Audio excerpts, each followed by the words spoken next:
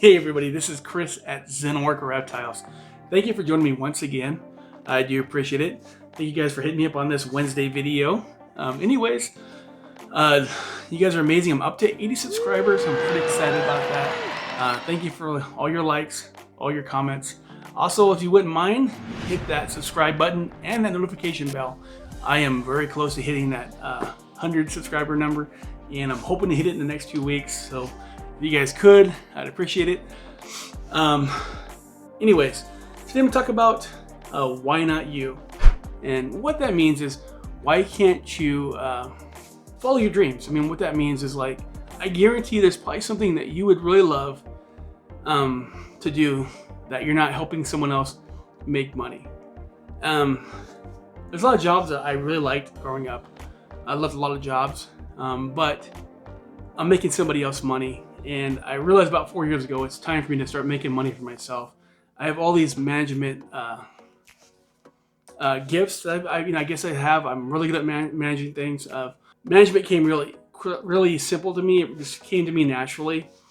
And I realized that all this time I'm managing these positions for other people to make money and not myself.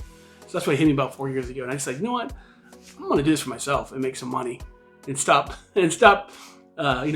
giving someone else a fat wallet instead of myself. And I'm not trying to say I'm going to get a fat wallet, but I should do something I love. And instead of giving my time to somebody else, I should give my time to me and my family and better our lives. So if you guys are thinking about doing something, what's holding you back? Is it fear of failing? Because we all fail, and there's nothing wrong with failing. It's better to fail than never try at all. Say you want to be a track star and you find out you're not very fast, at least you tried. I mean, it didn't work out for me, but hey, I tried, you know? And I'm not saying everybody's going to be a great manager. Just management's always been what I've done. Like I said, when I was a kid, I started out as a box boy. I became the manager of the box boys. Then I became a dairy manager. I became a night manager. And then I became a manager up front. It's called a lead clerk. And then I became assistant manager. And then I quit working there because my mother-in-law had cancer. We had to move back here to Yakima, where I grew up a good part of my life. I've been all over. I lived in Texas. I lived in California, Idaho, everywhere pretty much. But we had to move back here. My wife wanted to spend her last, time with her mom, which was totally understandable, and we did. And we moved back to Yakima, and I started at Canopy Country, just as parts, because I knew how to order parts and everything like that from working in grocery stores. And then I became service manager. So I always seem like everywhere I go, I end up becoming a manager because management comes very simple to me. And that's kind of like why I always talk about videos where how to make money with things, because that's what I am. I try to figure out how to make money with everything I do. It's hard not to, because it's being ingrained in me. Every job that I have, it's my job to make the most money that I can and sell as much product as I can.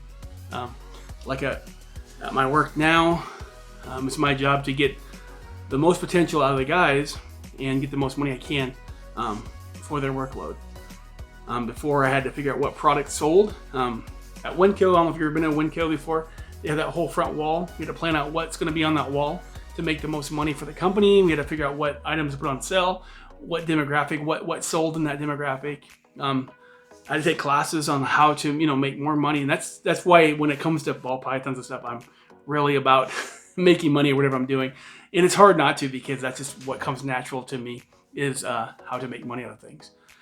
And when I first started breeding reptiles, which was 99, I was trying to make money then, but I did not have the experience I do now. But no one wanted to help me at that time.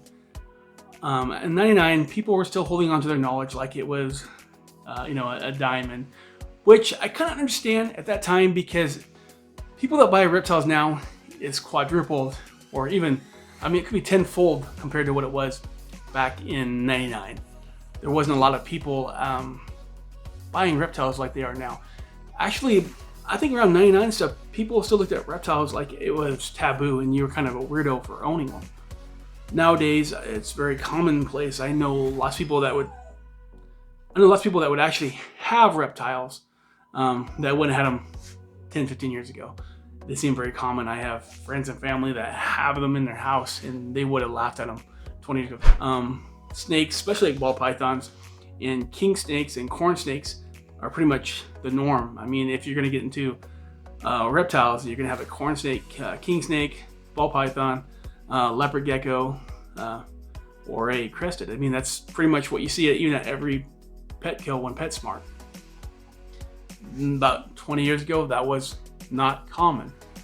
But hey, so it's makes you a lot happier to work for yourself. I still have not done the full-time thing yet. I am still half this, half my other job. And that's the cool thing about this. If you want to start your own business, you don't have to quit your daytime job. You can just do a couple hours a day on something else. And whatever it is, it don't have to be reptiles. It don't have to be, YouTube. It could be lots of things. Whatever it is. I don't know what you're good at. What you gotta look at yourself and say, well, is this what I'm good at? And you gotta see what your niche is. What your niche is what you know about. Say you know about this or that. I don't know you. You know you. I know what I'm good at. You gotta figure out what you're good at and decide what your niche is. I'm good at this and I'm gonna make videos about this, or I'm going to somehow find a way to market this. Especially nowadays with social media. Social media makes it real easy to get yourself out there. So if you're really good at something, say you're good at crocheting, you crochet and you're amazing at it. You can make YouTube videos about it.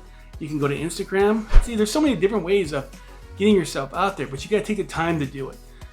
When you come home from work, you gotta take those 2 hours and push aside the TV. No Breaking Bad. I'm kind of out of it. I haven't watched TV that much anymore. I watch a few things. No Mandalorian, which I do watch every week. But you gotta push this aside and do that 2 hours and better yourself and get your business going. Once you do it, you'll feel better about yourself. Once you start getting more income flowing, different streams of income flowing into your life, it makes you feel great about yourself. You feel accomplished that you've done this for yourself. It's almost like an addiction, I guess. When you know that you're taking your talent and making yourself money and bettering your family, not somebody else's pocket. When I worked at Winco, I really liked the place. I loved it there. I was happy, but I wasn't as happy as I am now. I feel free. I enjoy what I do. I feel like, I shouldn't say this, but I feel like work is something I have to do, and it's something I try to get over so I can come home and do what I want to do, which pretty much everybody feels that way. But like, this is for a shout out for John. John says, it's easy to do something when you're doing something that you love. And it really is. It's not a chore when you're doing something you love. Thanks for subscribing, John. But you're definitely right, John. It does make a big difference when you love what you're doing. If you love what you're doing, it's not a chore, you're happy. And even though you're working towards a goal. So again, the only thing that's stopping you is you. Don't be afraid to fail. I failed, everybody's failed. But it takes that failure to succeed. You have to put yourself out there. And like I said, you don't have to be a ball python breeder, but whatever it is that you're trying to push towards, just do it. And even in the reptile community, people are all worried about oversaturation. There's so many different ways of making money out in this reptile community. You can do Leos, you can do crested geckos, you can do blue-tongued skinks, you can do tegus. Tegus are pretty much the dog equivalent of reptiles. Iguanas. Lots of people love the Cuban iguanas. They're hard to find. I'm saying there's so many ways of making money in this industry and other industries, but you just gotta put yourself out there. Gotta quit making excuses for yourself while you're not doing it. I have these gifts, and it's not my job to make my boss rich. It's my job to make myself have money in my family. So when you take those talents that you have, those natural talents you have, and you turn them to make you money, like I said, it'll change your life. And I understand it's not going to happen overnight. This YouTube channel, I'm not going to have 10,000 subscribers tomorrow. Now, I wouldn't mind having 100 subscribers by tomorrow. I'm pretty sure that I feel confident that in the next couple weeks I'll hit 100 subscribers. I could be wrong, but that's how I feel. Obviously, I'm not going to hit 1,000 or 10,000 subscribers by the end of the month. Maybe I will. That'd be amazing. Knock on wood. But just saying that everything is a push, you have to work towards it, but that makes it even better. It makes it sweeter when you hit your goals. Anyways, guys, I'll cut it off right there. I'll quit rambling. Hope you guys don't get tired of my motivational speaking. There's about 3 things I do pretty good. I can manage things, make money, and motivate people. I've been in a lot of management positions where they want me to be the hard nose and yell at people, which I've done before. And I've also found out that motivating people and talking to them and let them know what you require of them works a lot better. It always goes down with better with a spoonful of honey. And my dad was a contractor and also worked in the construction all his life, and his approach was a lot different than mine. Mine was always the nicer approach, and I always thought personally that motivating people with kindness seems to work a lot better. Anyways, guys, I will see you later. I love you guys. I'll see you Saturday.